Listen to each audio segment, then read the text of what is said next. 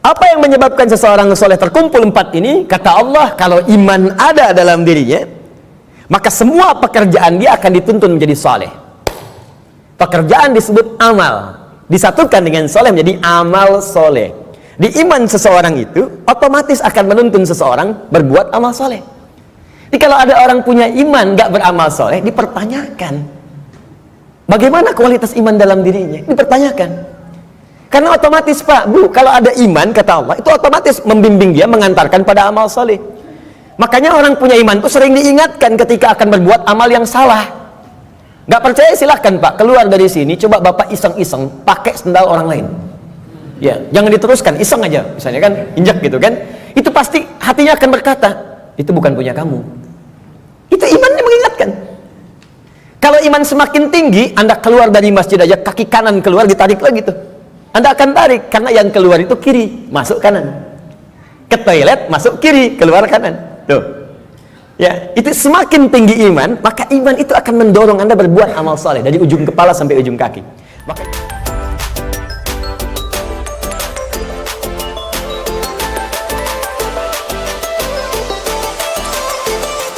Bismillahirrahmanirrahim. Bab umuril iman.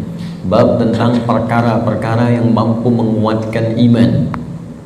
Saya kembalikan dulu kepada pembahasan di pengantar yang masuk kepada bab ini sebelum saya bacakan nanti tentang pembahasan di bab umuril iman ini, baik ayat Qur'annya ataupun hadis Nabi Muhammad SAW yang dirangkum oleh Imam Al-Bukhari dalam pembahasan ini. Jadi Bapak Ibu sekalian, sebelum membahas tentang hal-hal terkait penguatan iman, saya ingin ingatkan kembali tentang 2 hal yang sangat penting. Yang pertama tentang kenapa kita mesti beriman. Ini poin yang sangat penting. Saya ulang, kenapa kita mesti beriman. Ya, bukan hanya sekedar fitrah dalam kehidupan, tapi nanti ada 5 hal yang langsung Allah janjikan dalam Al-Quran ketika kita benar-benar menanamkan iman dalam diri kita. Jadi kalau kita mampu beriman dengan benar kepada Allah, maka Allah akan berikan 5 keistimewaan yang tidak akan diberikan selain kepada orang-orang beriman, walaupun mereka hidup dalam kehidupan dunia. Jadi 5 hal ini Allah akan berikan. Yang pertama, ada jaminan langsung Allah berikan kepada orang-orang yang yakin tanpa ragu dengan Allah, yaitu beriman kepada Allah, bahwa ia mendapatkan kabar gembira langsung dari Allah, memiliki setengah bagian dari 2 hal yang dibutuhkan untuk masuk surga. Memiliki setengah bagian atau 1 dari 2 hal yang dibutuhkan untuk masuk surga. Saya sering istilahkan, dia telah mendapatkan dari setengah kunci surga. Dan ini berita kabar gembira dari Allah sebelum orang ini wafat, bahkan sejak hidup, dengan turunnya Quran surah kedua Al-Baqarah ayat ke-25 yang paling kanan sebelah atas di mushaf. Wa basyiril ladzina amanu wa 'amilus shalihat anna lahum jannatin tajri min tahtiha al-anhar. Baik, kata Allah, Muhammad sallallahu alaihi wasallam, berikan kabar gembira. Baik, ada orang-orang yang aku telah siapkan surga, ragam surga untuk mereka. Dia ada jenis-jenis surga, ada surga Firdaus, ada surga Aden, kan? Nanti insya Allah saat kita dengan izin Allah diperkenankan masuk ke dalamnya, kita akan melihat ada di bagian mana di surga kita yang kita banggakan itu, dan yang kita impikan itu. Jadi ada beberapa bagian-bagian surga yang akan diperoleh berdasarkan amalan-amalan kita. Yang biasa puasa masuk surga Ar-Rayyan, pintunya Ar-Rayyan, ya, pintunya. Yang biasa tahajud lewat pintu tahajud, biasa sedekah pintu sedekah. Nanti ada tingkat tertingginya, ada Firdaus, ada Aden, dan lain-lain sebagainya. Baik, kata Allah, aku telah siapkan aneka ragam surga ini untuk siapa? Ada yang paling menarik. Wa basyiril ladzina amanu, berikan kabar gembira ini pertama bagi para pemilik iman. Nah, ini syarat untuk masuk surga itu ada iman. Baik ya? Ada orang punya, misalnya, mohon maaf ya, sekali lagi saya ilustrasikan, dan Quran tidak akan sama dengan ilustrasi ini. Laisa kamitslihi syai'un. Tidak ada yang sama dengan Allah Subhanahu wa taala. Perhatikan kalimatnya. Misalnya begini, Anda akan datang misalnya ke istana, ya, diundang oleh presiden misalnya, atau penguasa tertentu. Maka orang ini memberi syarat. Anda boleh datang misalnya ke istana dengan catatan menggunakan pakaian yang rapi, spesifikasinya begini, pakai sepatu, jamnya jam sekian. Jelas ya? Maka ketika Anda menyalahi ketentuan itu, Anda tidak bisa masuk. Jelas? Satu itu. Yang kedua, pemilik sesuatu lebih tahu tentang ukuran dan kriteria apa, supaya kita bisa mendapatkan dari apa yang dimiliki oleh pemilik itu. Anda ingin ke istana, yang punya istana punya ketentuan. Anda nggak bisa bikin ketentuan sendiri. Jelas? Anda masuk komplek angkatan laut, maka komplek ini punya aturan yang harus diikuti. Tidak bisa Anda sendiri bikin aturan. Anda ingin ke surga, yang punya surga itu Allah. Maka Allah bikin aturan. Nggak bisa Anda bikin aturan sendiri. Kalau di rumah Anda sekarang, Anda yang punya aturan. Saya masuk ke rumah Anda, saya ikuti aturan Anda. Anda masuk ke rumah Allah, karena masjid rumah Allah, maka ikuti aturan Allah. Masuk rumah Anda, ucapkan Assalamualaikum. Masuk rumah Allah, kaki kanan masuk, ucapkan doa. Keluar kaki kiri, ucapkan doa. Ada aturannya. Sekarang kita ingin ke surga. Surga itu bukan punya kita. Surga punya Allah. Allah yang punya. Maka Allah yang punya surga itu memberikan berita siapa yang bisa masuk ke situ. Kata Allah, orang yang bisa masuk ke surga adalah hamba-hambaku yang punya 2 syarat saat dia hidup di dunia. Apa syaratnya? Dan ini berita gembira. Ada orang sebelum wafat diberikan berita gembira. Kalau punya 2 hal ini, Anda berpeluang bisa memilih dari pintu mana Anda akan masuk ke surga yang Anda idamkan itu, sesuai dengan amalan-amalan yang kita kerjakan. Nah, di antara 2 ini, syarat pertamanya iman.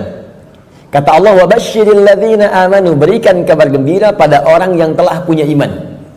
Dan kalimatnya menggunakan alladzina, disebutkan 1080 kali dalam Al-Quran. Ismun mausulun yadullu alal jam'il jam'iyah. Kata sambung, konjungsi, kadang menunjuk pada objek tanpa batas. Jadi bisa untuk orang dewasa, anak kecil, laki-laki, perempuan, tua, muda, ya, maaf, kaya, cukup, semua kalangan tanpa batas. Artinya, kata Allah, saya buka surga ini untuk siapapun. Nggak ada status dunia yang bisa memengaruhi seseorang masuk surga. Di surga tidak diukur dengan seberapa kayakah Anda. Hati-hati, kalau Anda mendapatkan tingkat kekayaan dan Anda merasa kaya dengan itu, belum bebas Anda, hati-hati. Belum bebas Anda dengan persyaratan untuk mendapatkan surga. Belum tentu harta menjadi jaminan untuk masuk surga. Anda punya kedudukan tinggi, setinggi apapun, tapi kedudukan itu tidak otomatis menjamin Anda masuk surga. Karena syarat masuk surga bukan kedudukan. Kalau syarat masuk surga kedudukan, Firaun paling duluan masuk surga. Namrud lebih duluan masuk surga. Jelas? Baik, karena syarat masuk surga itu kaya, maka Qarun itu paling depan masuk surga. Tapi ingat, syarat surga kata Allah bukan kekayaan, bukan kedudukan. Dia jangan bangga dulu kalau punya kedudukan tinggi atau harta melimpah, karena itu belum jadi ukuran kebaikan di hadapan Allah Subhanahu wa taala. Kecuali nanti kedudukan atau harta itu diisi dengan iman. Iman itu yang akan menunjukkan harta dan kedudukan untuk mengerjakan amal soleh sebagai bekal ke surga. Maka golongan pertama kata Allah, saya berikan kesempatan yang luas. Baik itu tua, muda, laki, perempuan, besar, kecil, kaya, cukup, semua punya peluang ke surga. Dan itu hanya diberikan dengan satu kata saja, alladzina. Semuanya. Tapi dari semua itu, aku hanya minta 2 syarat saja. Satu, semua kalangan itu punya iman. Yakin denganku, kata Allah. Yakin tanpa ragu. Berbahagialah kalau sampai dengan siang hari ini, kita diberikan nikmat iman oleh Allah Subhanahu wa ta'ala. Itu kenikmatan luar biasa. Dan kita mendoakan saudara-saudari kita supaya mendapatkan bagian itu. Karena itu seringkali saya membuka ta'lim dengan berdoa, ya Allah, berikan hidayah kepada saudara-saudari kami, tetangga kami, kerabat kami, teman kami di kantor yang sampai hari ini belum beriman kepadamu, belum mengucapkan syahadat. Berikan kekuatan pada jiwanya untuk bersyahadat sebelum wafat. Dan alhamdulillah, Anda mungkin tetangga Anda nggak semuanya beriman. Ya, ada yang misalnya A, ada yang B, ada yang C, tahajud malam dalam sujud minta.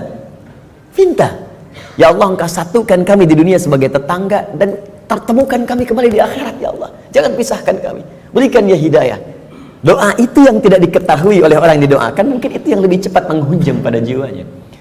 Kami di taklim di Bekasi itu selalu membiasakan meminta kepada Allah. Ya, setiap malam Jumat kita minta, berusaha. Alhamdulillah, hampir setiap pekan ada yang masuk Islam.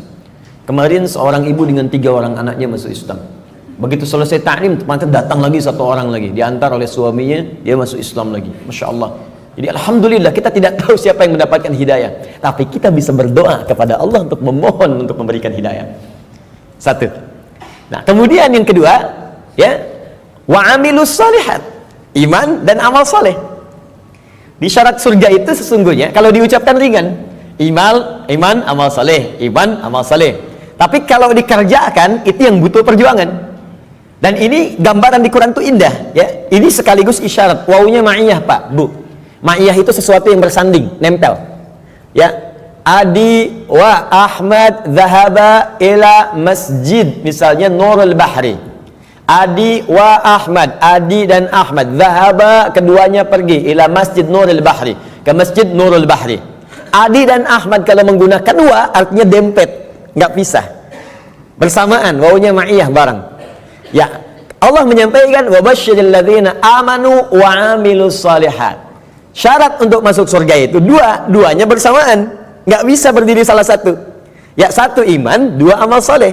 Nah, kalau kita baca dengan kaidah ilmu nahwu, otomatis keduanya ini akan saling terkait, berkelin dan memengaruhi. Artinya orang yang beriman pasti beramal soleh. Artinya amal soleh itu nggak mungkin muncul kecuali dari iman. Kalau amal semua beramal. Ya, yang belum beriman pun bisa beramal, tapi belum tentu disebut soleh. Ingat, ya, tayyib mungkin non muslim bisa mendapatkan tayyib. Ya, khair mungkin, karena baik itu banyak di Quran. Ada khair, awas, ada tayyib, hati-hati. Ada ma'ruf, ada ihsan, ada saleh. 5. Tayyib, kebaikan fisik. Ya, kalau Anda makan yang sehat, yang menyehatkan, yang dibutuhkan, itu tayyib namanya. Itu anjuran di Quran surah kedua ayat 168. Kata Allah, kalau ingin cari makan, tidak semua yang diinginkan mesti dikonsumsi. Cari yang menyehatkan untuk tubuh. Ya ayyuhan nasu kulu mimma fil ardi halalan thayyiba. Hai semua manusia, ini rumus dalam Al-Quran, universal sifatnya. Kalau Anda ingin menyebar di bumi untuk cari makan, silahkan. Kalau sudah dapat dengan cara yang halal, jangan melanggar ketentuan hukum di mana kamu tinggal. Dapat dari situ, berikan yang bermanfaat untuk tubuh. Tidak semua yang diinginkan itu harus dikonsumsi. Yang dibutuhkan itu yang didapatkan. Haus berarti butuh minuman. Yang penting minum. Gak semua yang diinginkan harus kita minum. Alhamdulillah ada air bening, minum ya minum. Jangan menyulitkan diri sendiri pesan sesuatu yang tidak ada. Akhirnya membuang banyak tenaga dan waktu, dan membuang peluang amal baik yang mungkin kita kerjakan seketika. Sudah ada air bening, pengen jusnya, wah Masya Allah buah naga yang dari Hongkong misalnya. nyari, nggak ketemu, muter-muter sampai sore. Jam 5 baru dapat. Dari siang sampai jam 5 itu mungkin bisa dipakai apa gitu. Bisa tilawah, bisa baca, bisa berkreasi, macam-macam. Baik itu tayyib. Karena itu kalau Anda bertanya pada orang Arab, kaifa haluk ya akhi, apa kabar? Dia katakan alhamdulillah ana tayyib, artinya dia sehat. Kuat. Yang kedua, ada khair, itu sifat. Sifat baik, sifatnya. Ya, jadi kadang-kadang kan ada yang fisiknya sehat, tapi kan pikirannya nggak bagus. Ya, tampilan bagus, pakai jas, pakai dasi, luar biasa gitu kan. Tapi pencuri juga. Ya, penipu juga gitu. Nah, kalau kita ingin rubah menjadi baik sifatnya, maka rubah kalimatnya menjadi khair. Khair. Ya, kan ada Bang Tayyib 2 kali puasa, 2 kali lebaran nggak pulang-pulang, padahal dia sehat kan. Baik. Nah, kalau kita ingin rubah pada sifat, jadikan khair. Quran surah 3 ayat 110. Kuntum khaira ummah. Orang Islam itu pasti sifatnya baik. Kata Allah, kalian umat terbaik. Sifatnya jujur, sabar, tawadu. Jadi kalau ada orang itu jujur, orang Islam tuh mesti lebih jujur. Kalau ada orang sabar, orang Islam lebih sabar. Kalau ada orang tawadu, rendah hati, yang muslim itu pasti lebih rendah hati. Cukuplah keislaman kita menjadikan kita baik, punya sifat baik. Ini aneh sebetulnya kalau ada orang Islam nggak baik, itu aneh. Karena semua ajaran di Quran membimbing kita jadi baik, Pak, Bu. Jadi kalau semuka bumi se-Indonesia aja lah muslim, sudahlah, pasti baik. Jadi kalau ada orang Islam berbuat yang tidak baik, pasti ada yang tidak tepat dengan pelajaran keislamannya. Mustahil itu. Ya, mustahil ada orang Islam melakukan bom, ya misalnya ya, di tempat-tempat yang tidak dibenarkan. Bom bunuh diri, bom ini, bom itu, tembak orang, bunuh orang, tusuk orang, itu mustahil. Ya, Quran sih mengatakan orang yang sengaja merencanakan pembunuhan, apalagi kemudian menyebabkan satu orang beriman meninggal, itu sama dengan pesan kapling di neraka jahanam. Buka Quran surah keempat An-Nisa ayat 92 sampai 93. Wa may yaqtul mu'minan muta'ammida fajaza'uhu jahannam. Maka siapapun yang merencanakan pembunuhan, apalagi pada satu orang korbannya orang beriman, maka balasan yang setimpal untuknya neraka jahanam kalau tidak dia bertobat. Ya, wa ghadiballahu alaihi, Allah murka kepadanya, wa la'anahu, melaknatnya, wa a'adda lahu azaban azima, dan dijanjikan di neraka azab yang berlipat lebih daripada orang biasanya, neraka jahanam lagi. Pertanyaan saya, orang beriman mana yang cita-citanya pengen masuk neraka jahanam? Tunjukkan pada saya. Mustahil. Dan bagaimana bisa bertobat kalau saat meledakkan diri itu dia meninggal? Bagaimana bisa tobat? Makanya hati-hati kalau ada ajakan-ajakan tuh lukai orang, tembak orang, bom orang. Saya sering kali sampaikan dulu pertama bom kejadian, mudah-mudahan tidak pernah terjadi lagi di bumi kita Indonesia ini, insya Allah ya. Jalan Tamrin tuh meledak. Saya di Lampung tuh, orang polos sekali bertanya, Ustaz, apakah bom di Jalan Tamrin termasuk jihad? Fisabilillah. Saya bilang, Pak, sependek pengetahuan saya, jihad fisabilillah itu jihad di jalan Allah, bukan di Jalan Tamrin. Hati-hati lah ya. Kita balikan. Jadi satu itu iman ya. Nah, kaidahnya adalah kemudian kembalikan tayyib khair. Khair itu baru sifat, jujur itu sifat. Kalau sifat kemudian diaktualisasikan dalam bentuk sikap, maka berubah dari khair jadi ma'ruf namanya. Ma'ruf. Jujur itu sifat, disogok tidak menerima, sikap namanya. Jelas? Jujur itu sifat, diajak korupsi menolak, sikap namanya. Sifatnya khair, sikapnya ma'ruf namanya. Jelas? Karena itu khair dengan ma'ruf seringkali disandingkan dalam Al-Quran. Quran surah ketiga, Ali Imran ayat 104. Wal takum minkum ummatun yad'una ilal khair wa ya'muruna bil ma'ruf. Hendaklah ada satu komunitas, kata Allah, berhimpun untuk menyebarkan sifat-sifat baik dan saling mengajak pada kebaikan. Bikin komunitas, ingatkan, ayo baca Quran, one day one juz, one day two juz ya. Ayo bikin komunitas, bangunin tahajud, bikin komunitas ngajak sedekah, bikin komunitas bersih-bersih di jalan, buang sampah. Itu bagian dari iman. Baik ya. Kemudian Bapak Ibu, tapi ingat, untuk ma'ruf ini berbuat baik bukan hanya melekat pada orang Islam saja. Non muslim pun banyak yang baik. Silahkan cek, ada non muslim yang suka nyumbang ya, bantu bangun jalan, bantu fasilitas, ada fasilitas umum, bantu orang-orang lepas dari kemiskinan, bantu orang-orang kasih obat, ada, baru sampai ma'ruf. Karena itu disebutkan yang keempat, awas, ada sifat kebaikan khusus yang semua kebaikan itu diniatkan hanya karena Allah. Bantu ini karena Allah, kerjakan ini karena Allah, baik juga, cuma niatnya dikerjakan karena Allah. Pahlawan kita berjuang, Pangeran Diponegoro sampai terakhir Kahar Mudzakkir ya, yang kemudian diberikan gelar pahlawan. Apa niat sesungguhnya? Kalau Anda buka Riyadhus Shalihin karangan Al-Imam An-Nawawi, ada 1896 hadis di kitab Babul Ikhlas bagian pertama, maka akar pertama kali untuk meniatkan mereka berjuang, pertamanya bukan untuk mendapatkan urusan dunia, tapi litakuna kalimatullahi al-ulya. Man qatala litakuna kalimatullahi al-ulya fahuwa fi sabilillah. Niatnya khusus untuk berjihad di jalan Allah Subhanahu wa taala. Berjuang karena Allah, karena Allah, karena Allah. Bantu orang di kemiskinan karena Allah. Bukan karena pekerjaannya, tapi kebaikan itu dikerjakan karena Allah. Dan merasa diawasi oleh Allah Subhanahu wa taala. Maka yang keempat disebut ihsan namanya. Ihsan. Di hadis Muslim nomor hadis yang ke-8, an ta'budallaha ka'annaka tara fa illam takun tarahu fa innahu yara. Engkau mengerjakan semua aktivitas yang baik sebagai ibadah karena Allah, seakan-akan diawasi oleh Allah, merasa diawasi walaupun kau tak mampu melihatnya. Itu terjemah yang baiknya. Merasa bekerja karena Allah, makan karena Allah, minum karena Allah, berbuat baik karena Allah, ihsan namanya. Orangnya disebut muhsin. Kalau empat ini dikumpulkan, badan sehat, sifat baik, sikap mulia, dikerjakan karena Allah, tayyib, khair, ma'ruf, ihsan. Empat ini kalau digabungkan menjadi sholih namanya. Sholih. Maka setiap orang tua meminta kepada Allah supaya anaknya jadi saleh. Ibu bermohon, ya Allah, jadikan saya anak soleh. Kata bapaknya, namanya kan Hasan. Bukan Pak, sifatnya saleh. Semua orang tua, saya belum pernah dengar ada orang tua minta, ya Allah jadikan saya anak yang tayyib, khair. Tidak, saleh, sudah fitrah. Dan itu sudah dimohonkan sejak anak dalam kandungan, kata Allah, sudah fitrah. Itu ada di Quran surah ke-7 ayat 189. Falamma taghasyaha hamalat hamlan khafifa famarrat bi. Falamma athqalat da'awallaha rabbahuma la in ataitana sholiha lanakunanna minasyakirin. Ketika suami istri berhubungan sampai kemudian istrinya mengandung, kandungan ringan sampai dengan berat, tatkala kandungan semakin berat menjelang ke persalinan, kedua orang itu suami dan istri mulai berdoa kepada Allah. Fitrahnya sudah minta, ya Allah, mohon jadikan anak saya nanti saat lahir jadi anak yang saleh. Dengan itu ya Allah kami bersyukur dan akan mengganti semua sakit yang dirasakan oleh istri saya yang sedang mengandung ini. Saleh.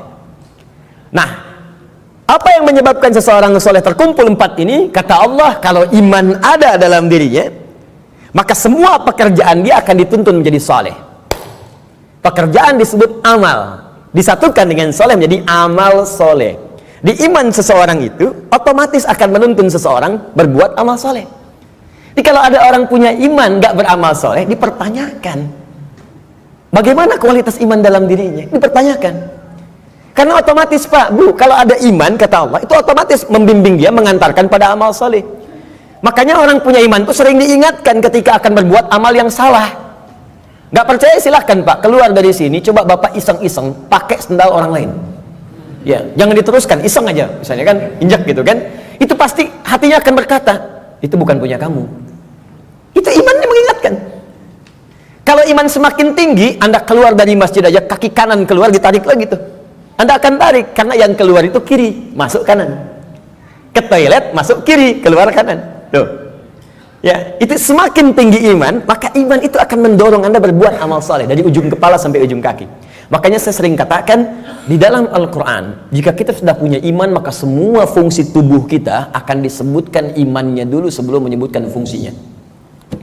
Mata untuk melihat, sebelum melihat imannya dulu. Turun Quran surah 24 ayat 30 untuk laki-laki, 31 untuk perempuan. Qul lil mu'minina yaghuddu min absarihim. Untuk perempuan, wa qul lil mu'minati yaghuddna min absarihinna. Katakan pada pria-pria yang sudah punya iman, imannya dulu. Dan katakan pada perempuan-perempuan yang sudah punya iman, matanya hanya boleh dipakai melihat yang baik-baik saja. Kalau yang dilihat tak baik, maka imannya akan membimbing mata untuk memalingkan ke arah yang lebih baik. Memalingkan pandangan ke arah yang lebih baik disebut dengan ghaddul basar namanya. Anda menatap begini, Masya Allah, tapi yang ditatap istri orang. Maka iman berkata jangan teruskan, palingkan, palingkan. Ya, proyek yang tidak baik gak akan dilihat. Ya, barang yang bukan milik Anda gak akan dilihat. Palingkan, palingkan, palingkan. Gambar-gambar yang tak seronok, palingkan. Jelas ya? Nah, itu iman. Silahkan cek semua fungsi tubuh kita. Itu umumnya sebelum disebutkan imannya dulu. Lisan, Quran surah 49 ayat 11. Itu sebelum disebutkan fungsi lisan, iman dulu. Ya ayyuhalladzina amanu la yaskhar qaumin qaum. Ayat 12-nya, ya ayyuhalladzina amanu la yaghtab ba'dukum ba'dha. Pokoknya setiap tubuh ini mau bergerak, iman dulu, iman dulu, iman dulu.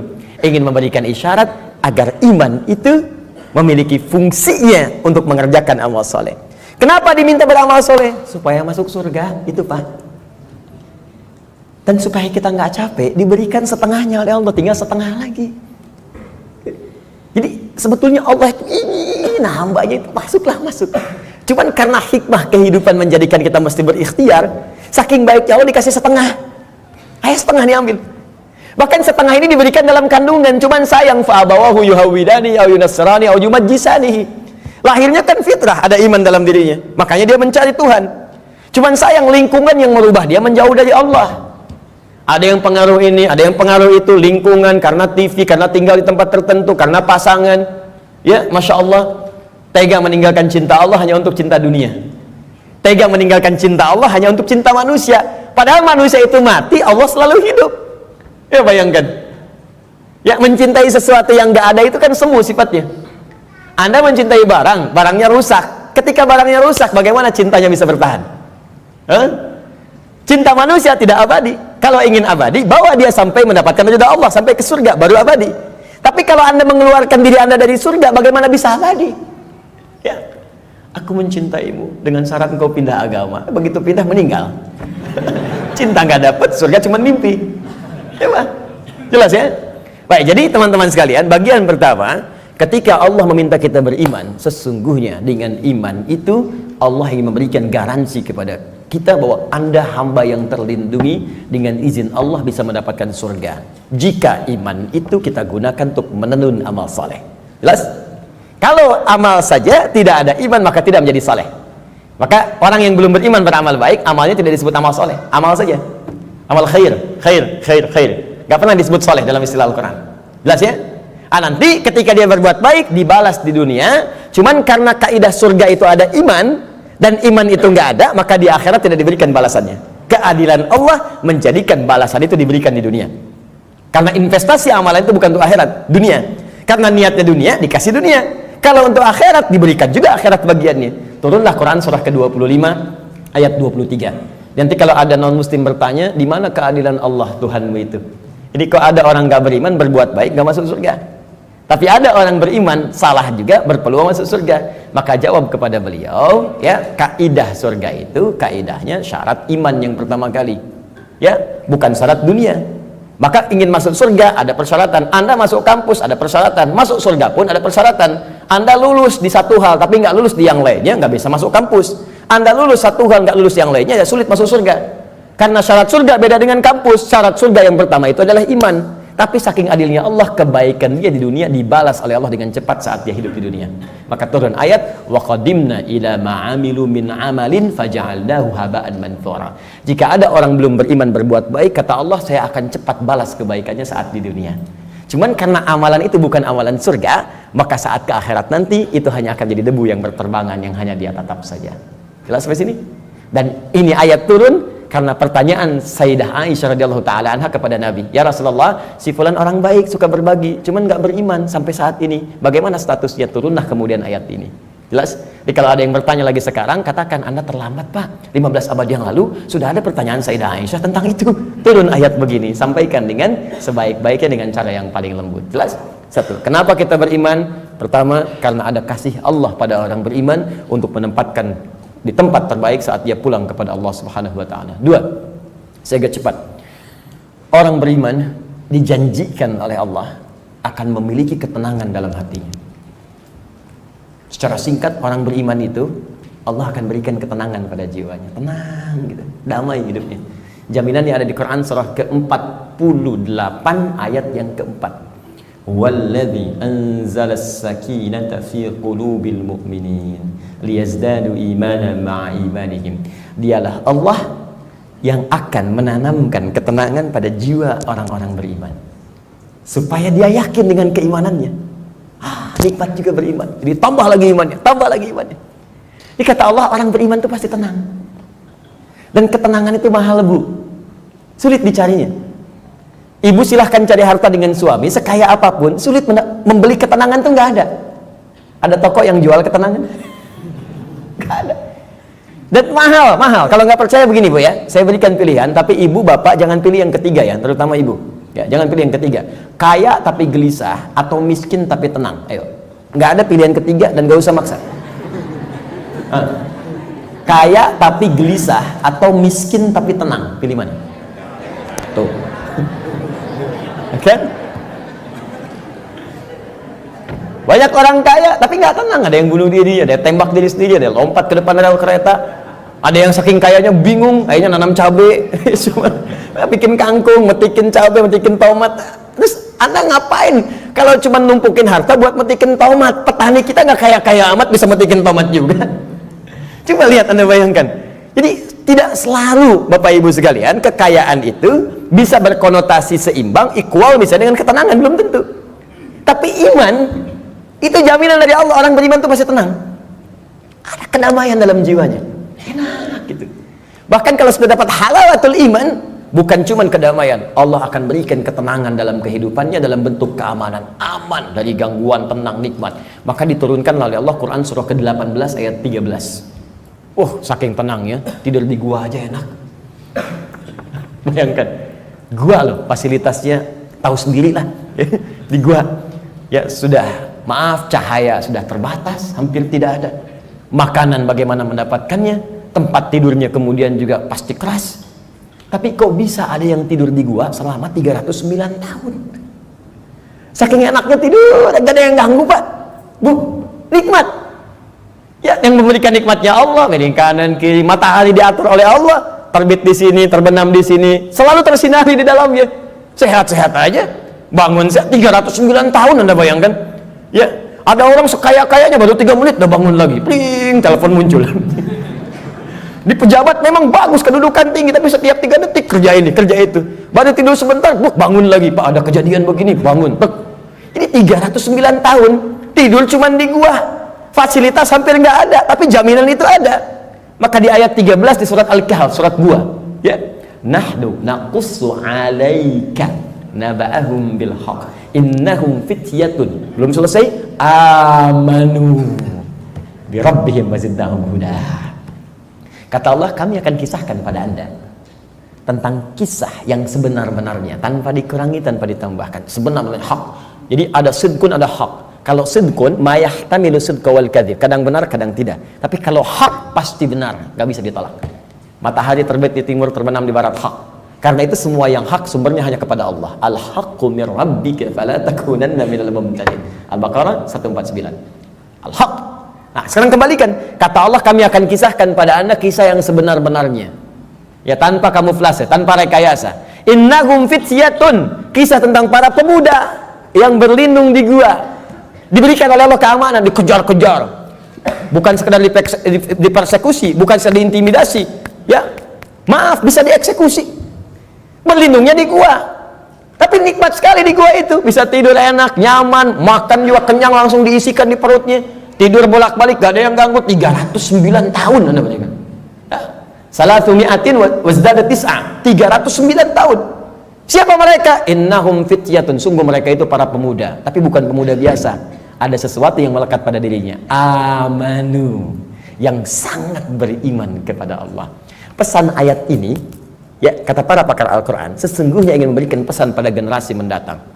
Jadi ada kaidah di tafsir itu begini, kalau nggak disebutkan siapa orangnya, kapan kejadiannya, maka pesan yang berlaku di ayat itu akan berulang kemudian di masa-masa yang akan datang dengan konteks yang berbeda.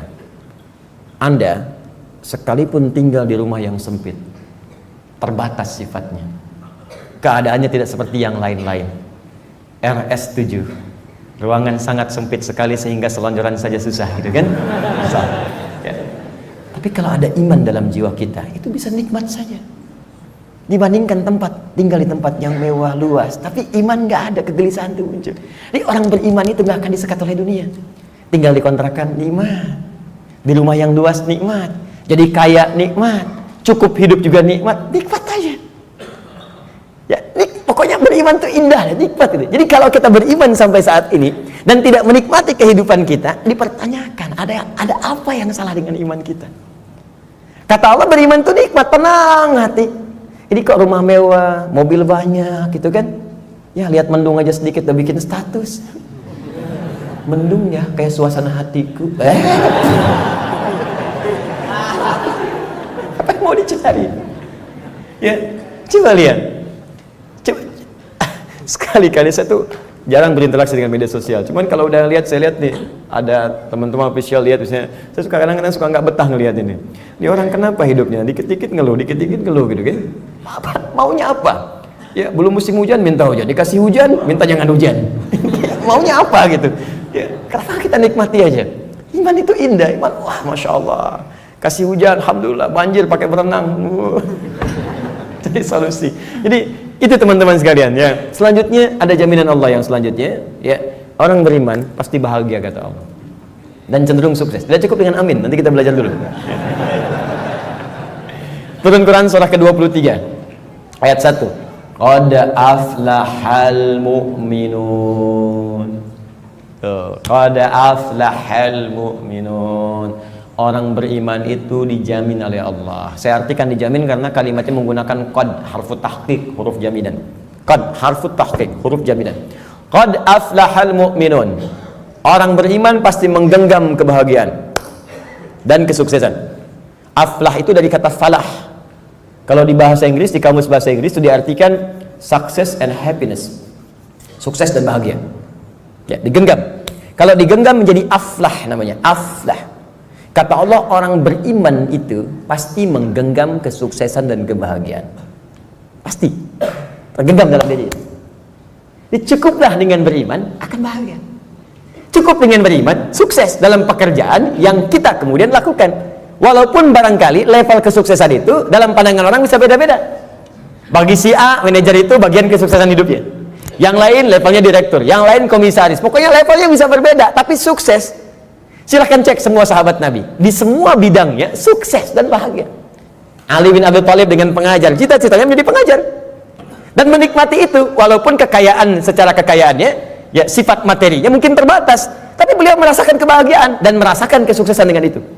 Abdurrahman bin Auf kaya luar biasa, sampai kapaknya terbuat dari emas. Abdurrahman bin Auf dan menikmati itu dan bahagia juga, bahkan terjamin surga. Ada di lisan Nabi. Utsman demikian, Abu Bakar demikian. Anda bayangkan, dari yang pengusaha, diplomat, birokrat, pengajar, dosen, ada semua, perawat, ada semua levelnya. Dan bahagia beriman, padahal sebelumnya jahiliyah. Bayangkan, perusak, kriminal, macam-macam. Tiba-tiba turun iman, diambil iman itu dengan bimbingan Al-Quran dan petunjuk Nabi lewat sunnahnya, dipraktekkan, itu ada bahagia hidupnya. Coba cek. Jadi sebetulnya yang bahagia itu ungkapannya sederhana. Bahagia itu sederhana ketika iman tertanam dalam jiwa. Kalau dunia relatif, bahagia itu sederhana, cukup dengan secangkir kopi. Bagi tukang kopi, tukang teh tidak, ya kan? Bagi yang minum teh, yang minum kopi tidak. Nah, jadi teman-teman sekalian, iman. Nah, sekarang maksud saya begini, kita ingin evaluasi. Kalau sampai siang hari ini, iman yang sudah Allah tanamkan di jiwa kita belum sampai melahirkan hal-hal tadi, maaf ya kalau bicara surga belakangan, karena itu hak prerogatif Allah Subhanahu wa taala. Kita hanya berikhtiar. Apakah iman itu sudah membuat diri kita tenang? Sudah membuat kita bahagia? Apakah iman itu sudah membimbing kita sukses dalam hidup? Dan puncaknya, apakah iman itu sudah membimbing kita beramal soleh? Jangan-jangan beriman masih salah, padahal namanya soleh, kan? Jangan-jangan beriman tapi mesti berbuat maksiat, mata bermaksiat, telinga bermaksiat, lisan bermaksiat. Ada apa yang salah? Apa yang keliru? Maka Al-Imam Al-Bukhari mengumpulkan hadis-hadis Nabi untuk mendapatkan petunjuk dari hadis-hadis itu, bagaimana mengerjakan amalan-amalan yang bisa menguatkan iman sehingga iman kita membimbing kita untuk beramal saleh. Maka muncullah bab ini, bab umuril iman.